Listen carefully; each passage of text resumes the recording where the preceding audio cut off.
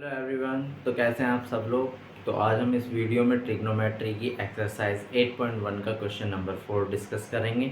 और अगर आप मेरे चैनल पर आ गए हैं तो आपको कहीं भी जाने की कोई ज़रूरत नहीं है। मैं पूरी कोशिश करूँगा आपको बहुत अच्छे से मैथ समझाऊँ और आप यहाँ मेरे साथ बने रहिए और एक एक पॉइंट पर बिल्कुल ध्यान से फोकस कीजिए। तो आज हम क्वेश्चन नंबर 4 डिस्कस करेंगे आपके सामने। तो देखिए क्या कह रहा है। क्वेश्चन नंबर 4 कह रहा है, आपको दिया हुआ है कि 15 कोटे इक्वल टू 8 दे रखा है और आपको साइन ए और सेक ए की वैल्यू पुट करा है। देखिए सबसे पहले मैं आपको बता देता हूँ कि आपकी जो बुक में क्वेश्चन सॉल्व करके दिखाया हुआ है उसमें आपको के एक्सपोनेंट भी साथ में लिया हुआ है। मैं अभी बता दूंगा जब आपको डायग्राम बनाऊंगा तो आपको वो चीज़ भी क्लियर हो जाएगी। चलिए मैं पहले आपके सामने डायग्राम बना देता हूँ ताकि से आपको वो चीज़ भी मैं साथ के साथ क्लियर कर दूँ, तो इससे अच्छा रहेगा आपको, ताकि से आपको कोई भी डाउट ना आए इसमें। तो देखिए जैसे कि बुक में आपकी या कहीं और भी सॉल्व करके दिखाया होगा, आज वो चीज़ मैं आपको बता देता हूँ।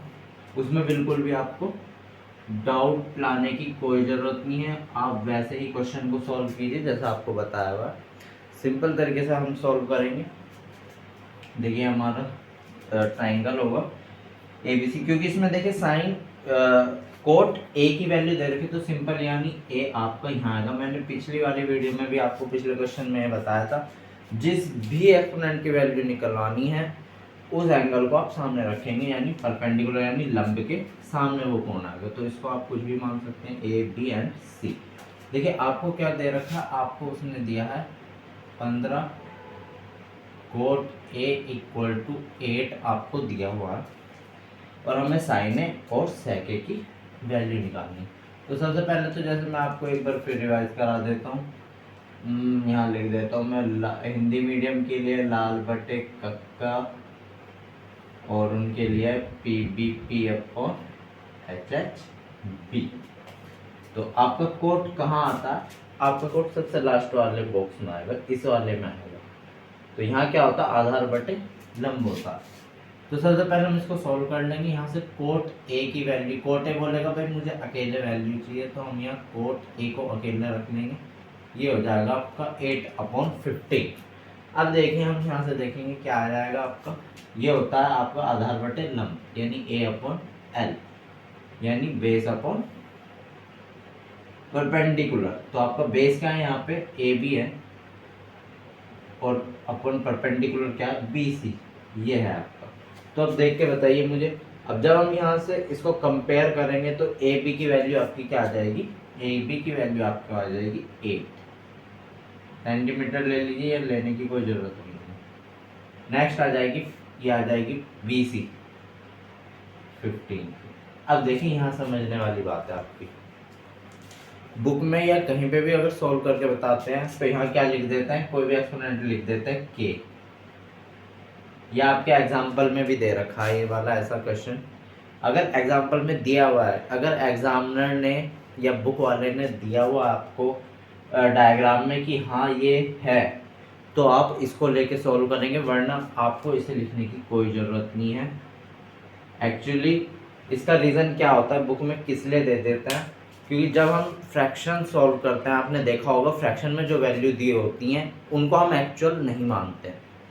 जब भी आपने एज बेस्ड क्वेश्चन करे होंगे या फिर रेशियो प्रोपोर्शन आपने वहाँ पे करे होंगे, तो वहाँ मान लीजिए आपको ए और बी में आपको फ्रैक्शन दे दिया 2/3, तो ये वैल्यू हम फ्रैक्शन में एक्चुअल नहीं मानते। जब भी हम इसको एक्चुअल मानेंगे तो एक एक्सपोनेंट लेंगे, क्या a बराबर 2x मानेंगे और b बराबर 3x मानेंगे। ठीक है, बाद में हम जो भी कंडीशन दी होगी उसके अकॉर्डिंग इक्वेशन बना के यहाँ से x की वैल्यू निकालेंगे। देन x की वैल्यू निकालने के बाद उसमें पुट करेंगे तो हमारी a और b की एक्चुअल वैल्यू आ जाएंगी। ठीक है, आई थिंक आपको समझ में आ रही होगी ये चीज़। तो इसीलिए हम x को एज अ मल्टीपल ले लेते हैं, और ऐसे ही बुक में भी या कहीं और भी अगर कोई सॉल्व कर रहा है तो वो k को एज अ मल्टीपल ले लेता है कि एक्चुअल। लेकिन यहाँ पे स्थिति अलग है रेशियो प्रोपोर्शन वाली। यहाँ पे हम कोट ए और साइन ए की वैल्यू एज ए ट्राइंगल बेस्ड निकाल रहे हैं, और जो हमारे पास वैल्यू है वो एक्चुअल वैल्यू है, वो इमेजिनरी वैल्यू नहीं है कि हमें x मल्टीपल लेके उसे निकालना पड़ेगा। तो इसलिए उसकी यहाँ पे कोई ज़रूरत नहीं है। आप इसमें डाउट लाने की आपको बिल्कुल भी कोई ज़रूरत नहीं है। हम सिंपल बेस्ट तरीके लेंगे। हमने यहाँ से वैल्यू ली है, ए बी हमारा आया 8 यहाँ से BC।